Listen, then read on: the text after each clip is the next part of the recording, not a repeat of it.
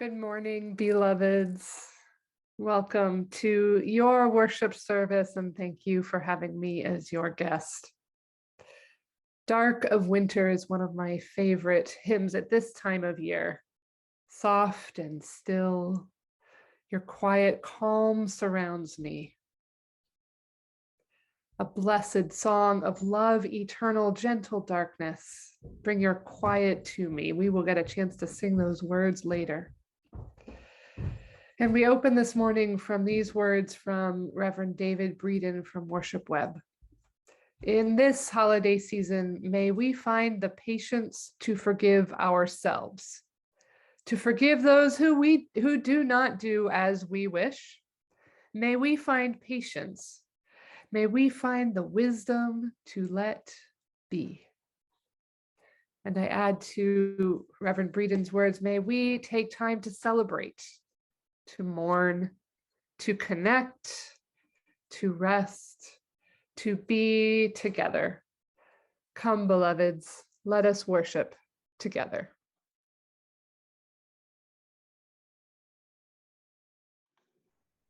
Good morning, everyone.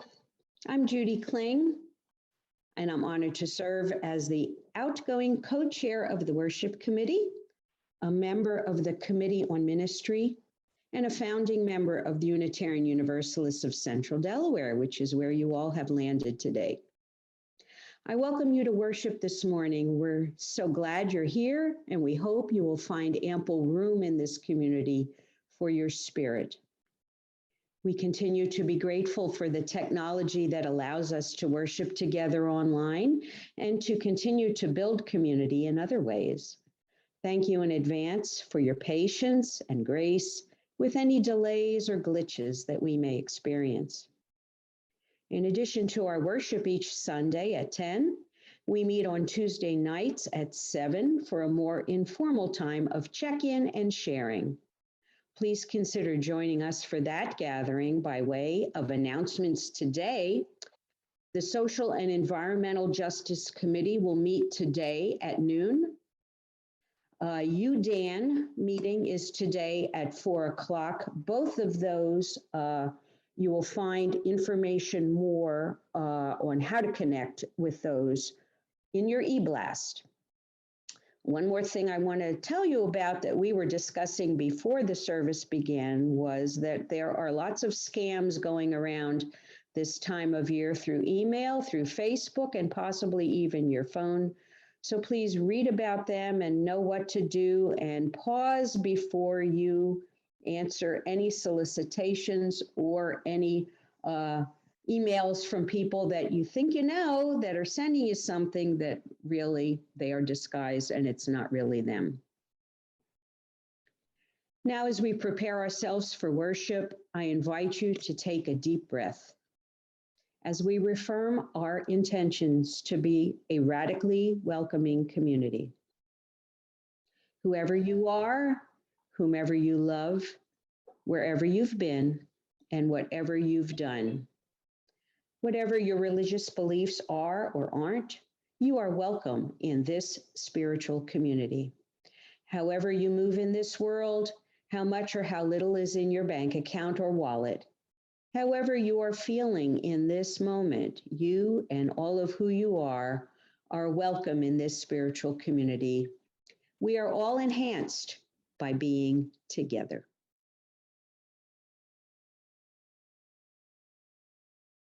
Good morning.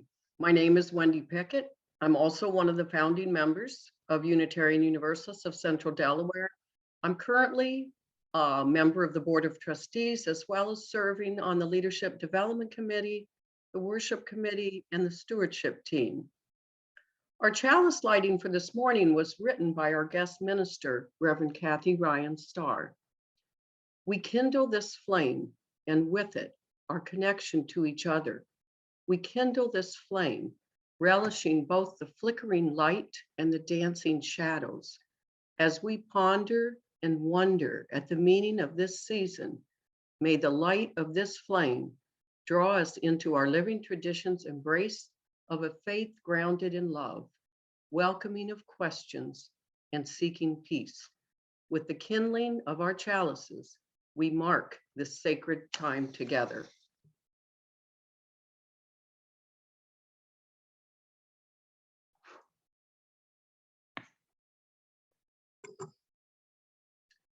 And now please join me for our unison affirmation. The words are in the chat box.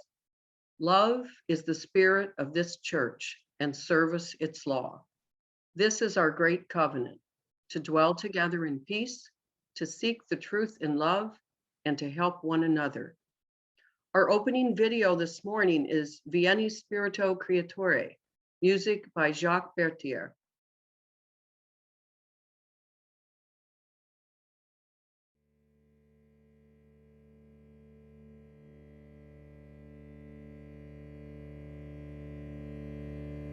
Vieni Spirito Creatore,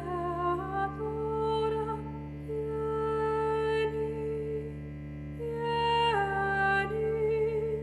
vieni Spirito Creatore,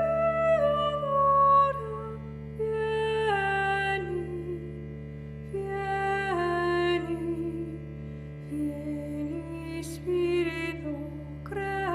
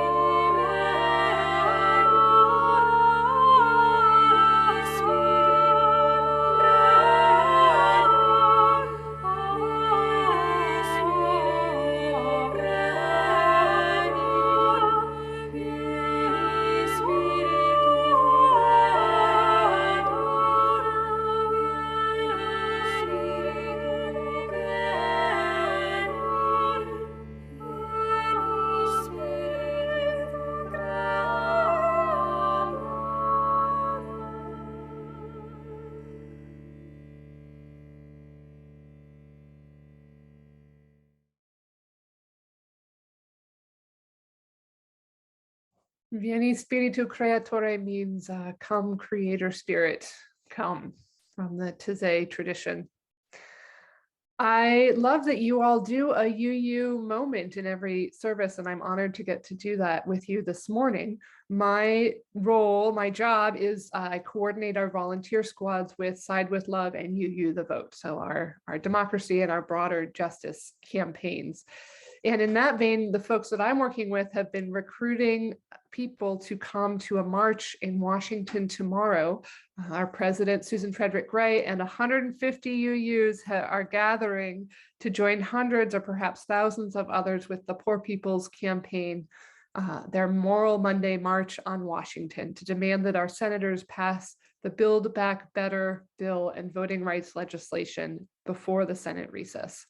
For those of you who aren't tracking Build Back Better, because there's so many things to track, this bill would provide universal preschool for 3- and 4-year-olds, in-home health care, billions of dollars for clean energy incentives. It would create a climate civilian corps, would have 4 weeks of paid family leave, and all sorts of things that are key to our values of making sure that everyone has what they need and is supported and not left behind and left alone.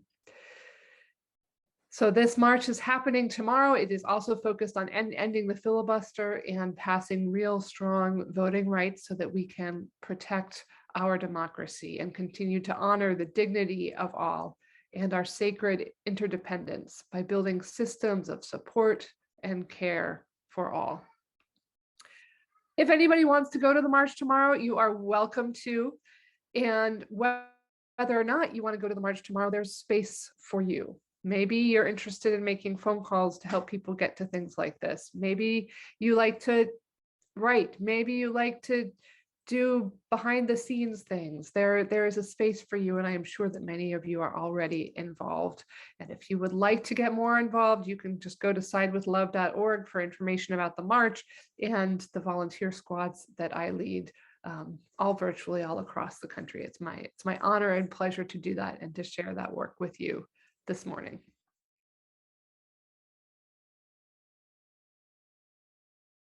Good morning. My name is Pat McElwee, and I am chair of the Committee on Ministry and a relatively new member to UUCD.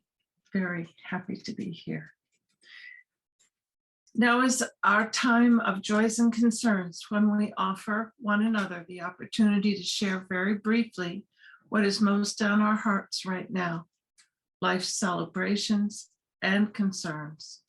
As you do so, we invite you to light a candle in your own space.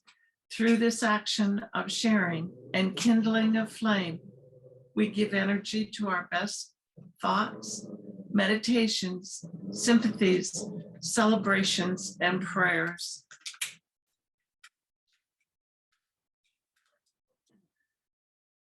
We would also we hold these as sacred in our collective hearts. We would also like to invite anyone new to our community to introduce yourselves if you would like to. We welcome you warmly and would be pleased to light a candle in honor of your connection with us and whatever joys and concerns you carry in your hearts. At this time, we invite you to change your view to gallery view so that you can see everyone who is here. As you feel led, please unmute your microphone and share your joy or concern and light your candle if you have one. Please be aware of each person's video so that we can share our thoughts one at a time. Please mute your mic when you are finished. And now we can begin. One final candle for the joys and concerns that were not spoken by those of us here, and in solidarity with others in our community who could not be with us today. Kelly, just want to acknowledge your chat comment, concern for your sister-in-law and your nephew. Both have COVID. Glad it's not severe. Prayers to you. Thank you. Are you And able to hear me? Pardon? Okay. I am Carrie McElwee. I am your board president, and I believe I've been a member of UUCD almost 10 years. And as Unitarian Universalists, a central part of our worship in person and online is the opportunity we all have to practice the art of generosity and the spiritual practice of gratitude.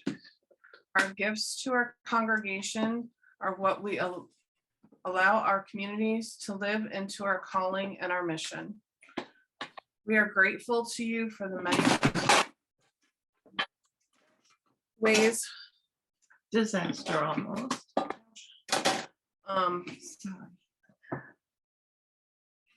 For the many ways you support our community, including your financial pledges and offerings, your gifts matter, and it's one of the ways that you make this world a better place. Thank you for your passion and your generosity. For those who are making pledges or who want to contribute to UUCD, please visit www.uucd.org and click on the Support UUCD for more information on how to donate online. Our offering video this morning is Deck the Halls, performed by the Pentatonix.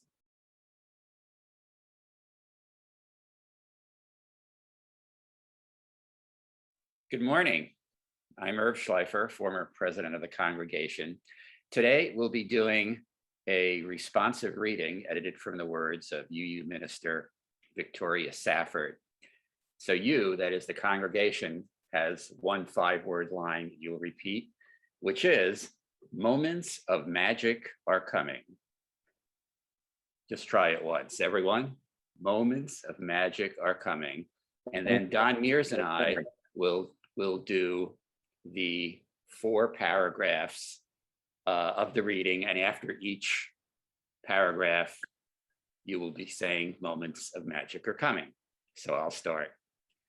When the whole round earth turns again towards the sun, and here's a blessing, the days will be longer and brighter soon, even before the winter settles in to chill us.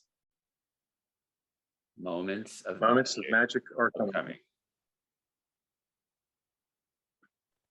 When people beaten down and broken, with nothing left but misery and candles and their own clear voices, kindle tiny lights and whisper secret music.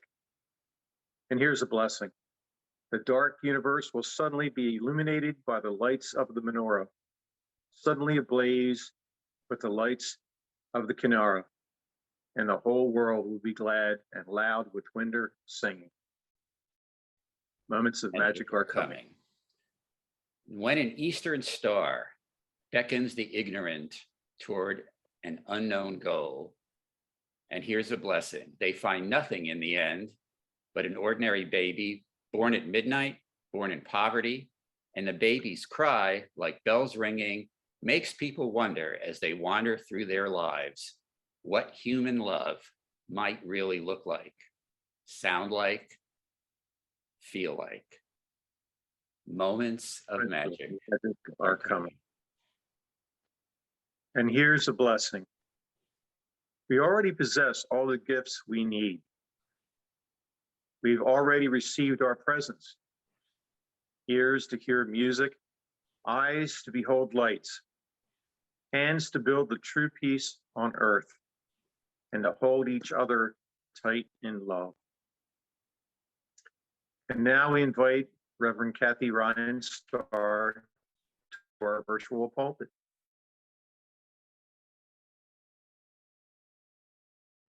Thank you, John, and thank you all for having me. Some of you know that my partner, Reverend Heather Ryan Starr, and I are new to Southern Delaware, living here in Milton, and Reverend Heather is the new settled minister at the UUs of Southern Delaware, and I'm really enjoying getting to know this new state of ours, so thank you for having us.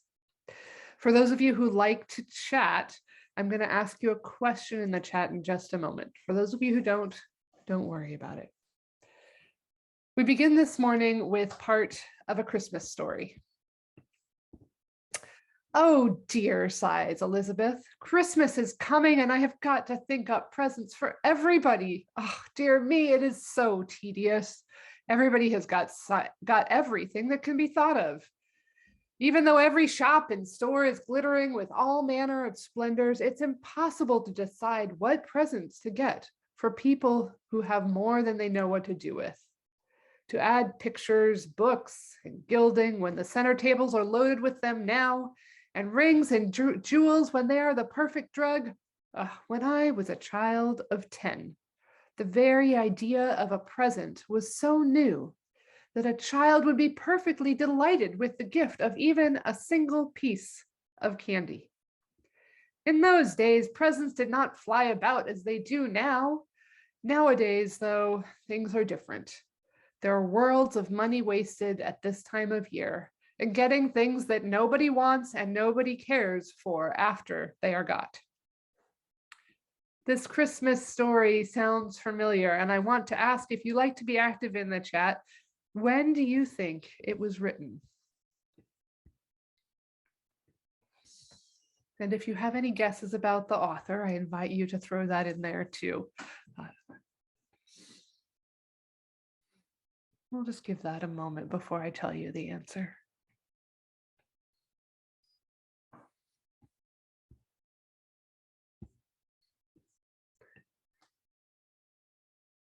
Ooh, lots of guesses. All right, you all are doing pretty well. I see 1889, 1937, 1850, late 1800s.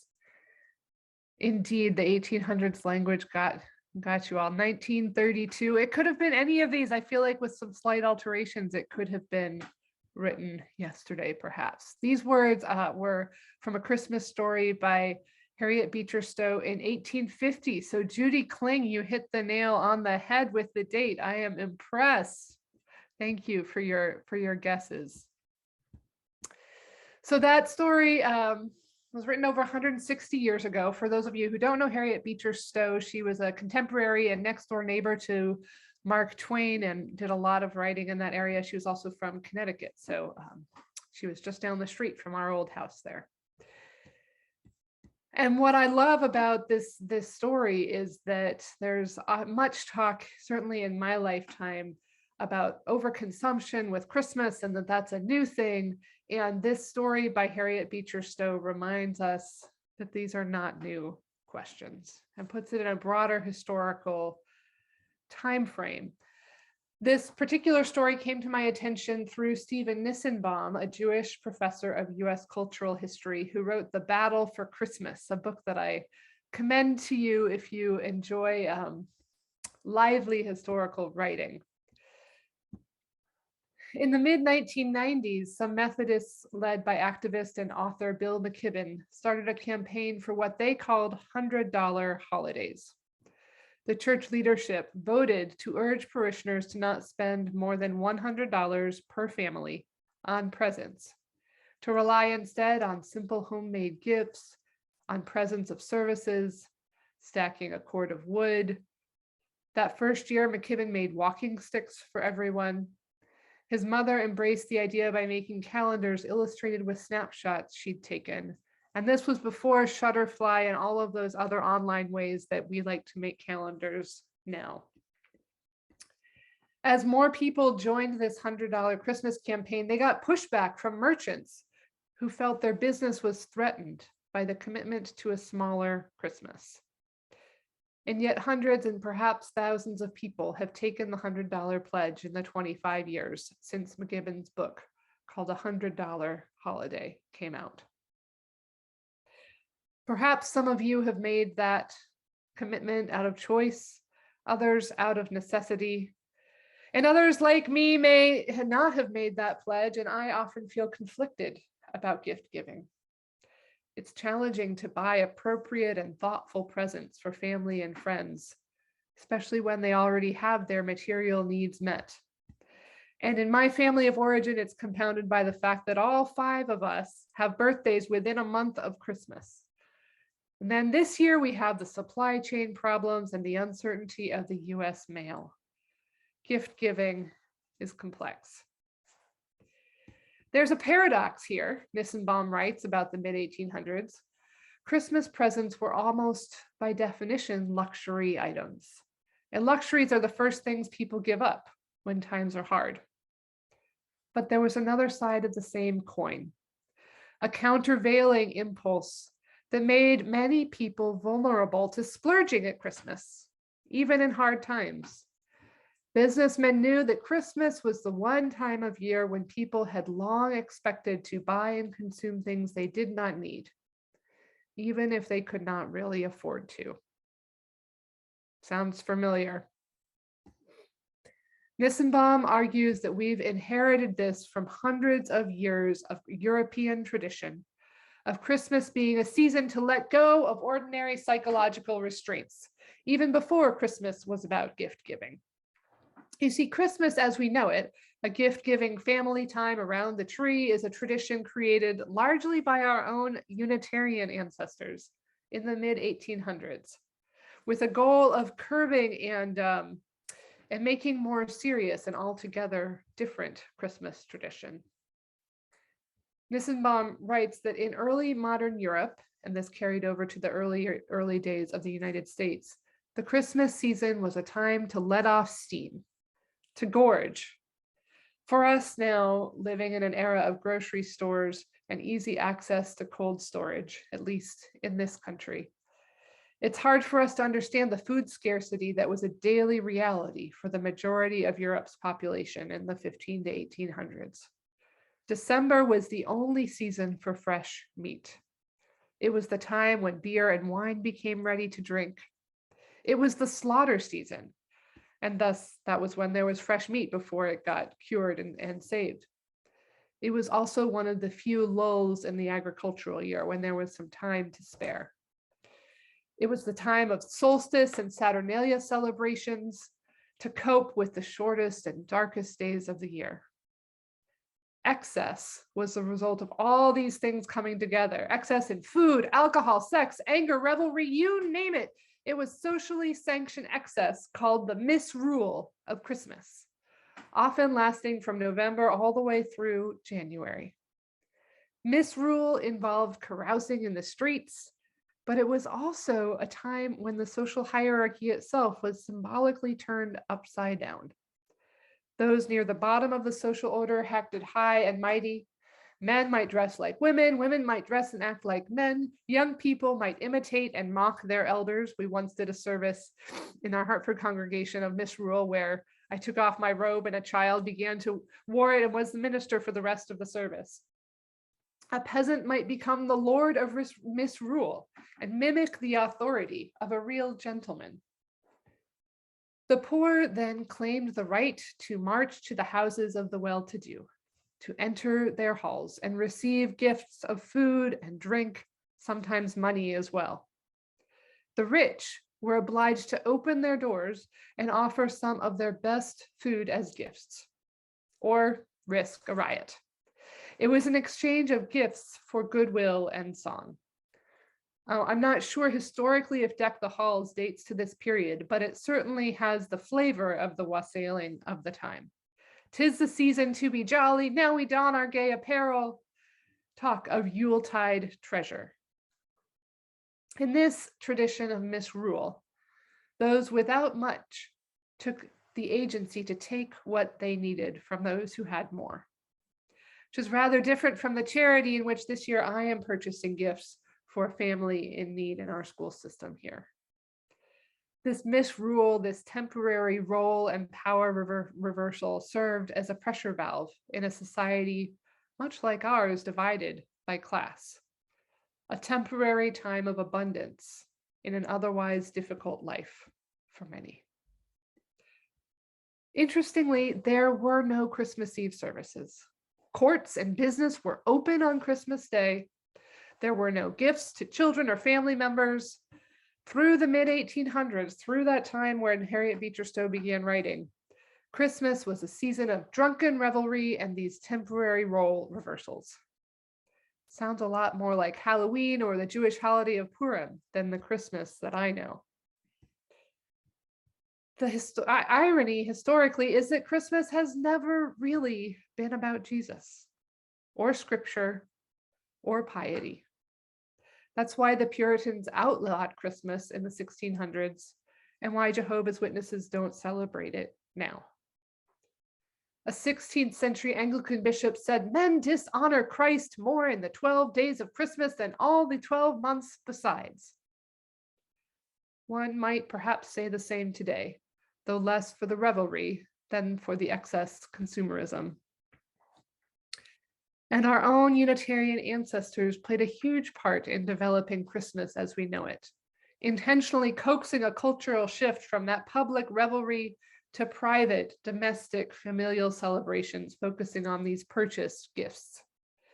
If you want more of that story, I urge you to go read Nissenbaum's book. A great many Christians would, with some grounds, argue against this consumerist secular orgy. As evidenced by the many Jesus is the reason for the season wayside pulpits that I'm seeing around town, and I'm sure you are as well. Indeed, the Christmas that I grew up with looked nothing like the drunken excess and role reversal of early modern Europe. It was consumerist for sure, but it was also about family and church. In the church I grew up in, like most Protestant churches, December was all about Advent, good music, and the Christmas present, and of course, lots of sugary Christmas cookies. Those 4 weeks in the Christian calendar of Advent leading up to Christmas is a time of waiting and preparation in the modern Christian tradition. The wreath holder had 5 candles, 1 for each week, and the Christ candle in the middle that got lit for Christmas Eve. It was an honor when our family got to light the candles 1 week. In my family, it was a spiritual holiday as much as a secular one.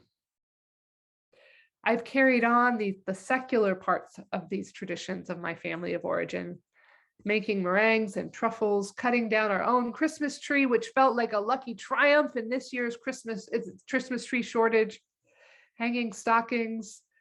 And this year we braved the overwhelming masses at Shelville, which if any of you want to trek down this way is quite an amazing and overwhelming Christmas delight. Some among us here are waiting to celebrate Jesus's birth. For the UU Christians among us, this is a sacred time. And I also have Jewish friends who actively avoid church during December because everything, including church, is so saturated with Christmas that's not meaningful or relevant to them. And most of us don't fall into either of these categories. We observe Christmas in some way and seek to avoid parts of it too. Personally, I both love and hate Christmas. I hate the overindulgent consumerism, especially in these trying times for so many.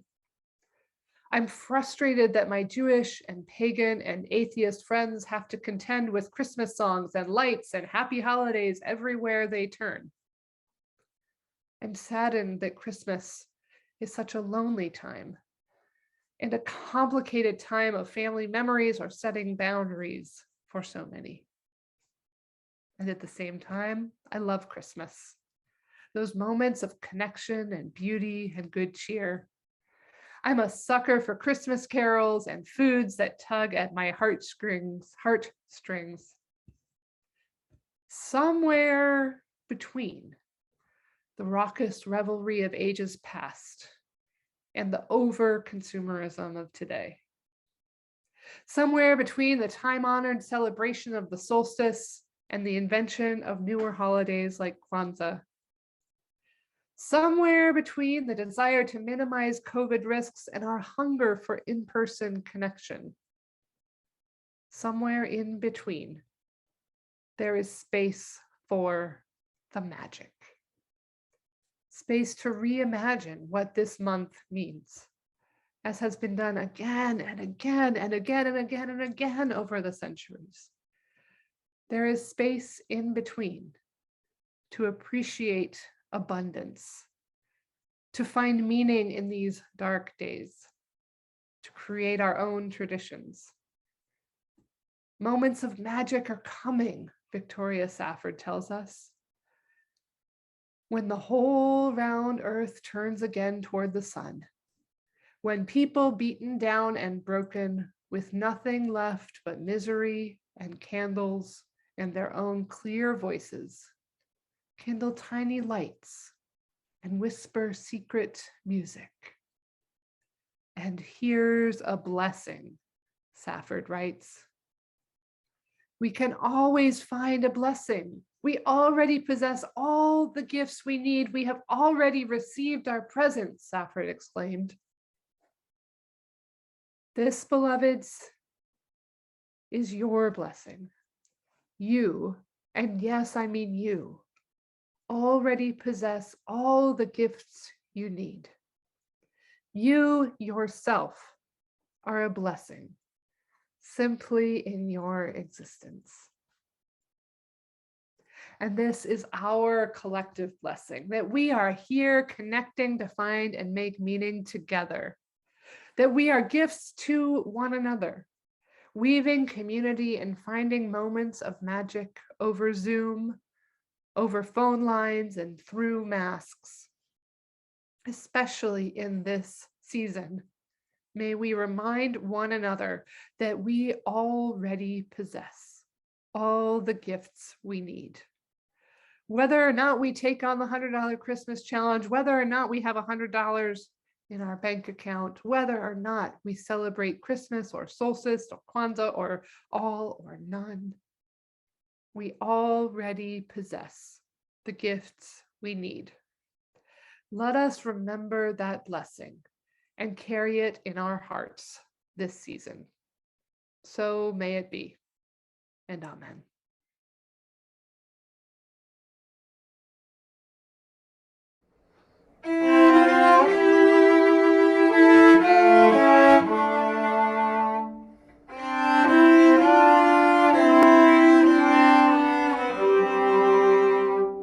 Dark of winter, soft and still, your quiet calm surrounds me.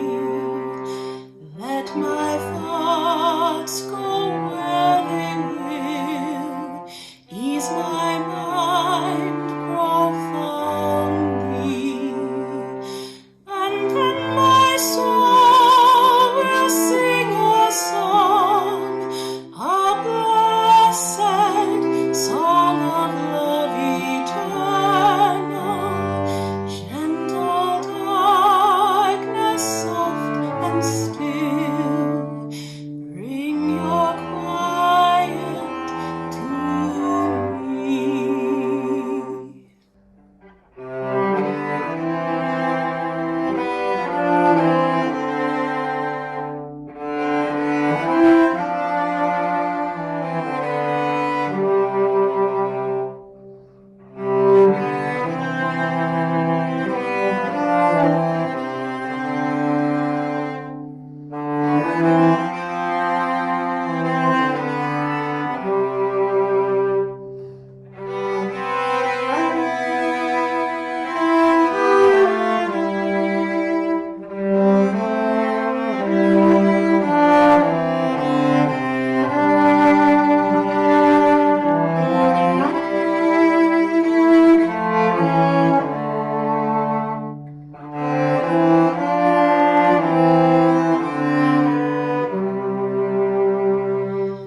Darkness, soothe my weary eyes, that I may see more clearly.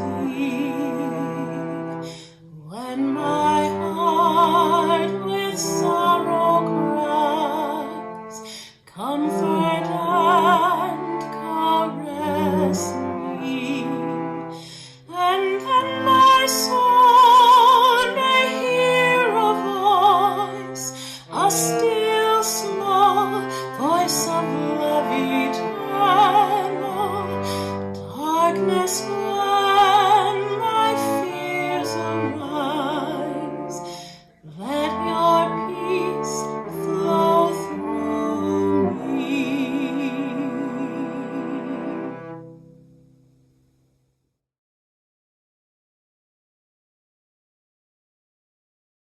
Please join me in extinguishing our chalice. The words are in the chat box. We extinguish this flame, but not the light of truth, the warmth of community, or the fire of commitment. These we carry in our hearts until we are together again.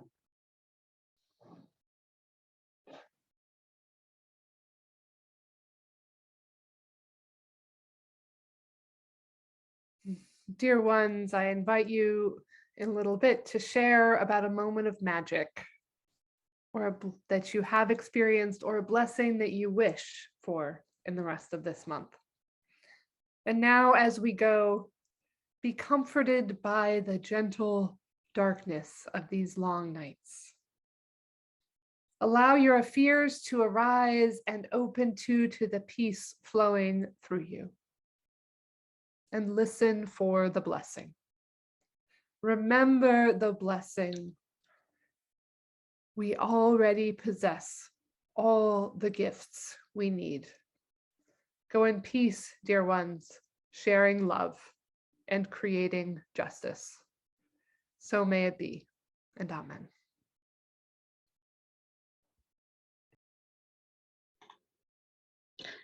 Thank you, Reverend Cathy, so much for your reflection.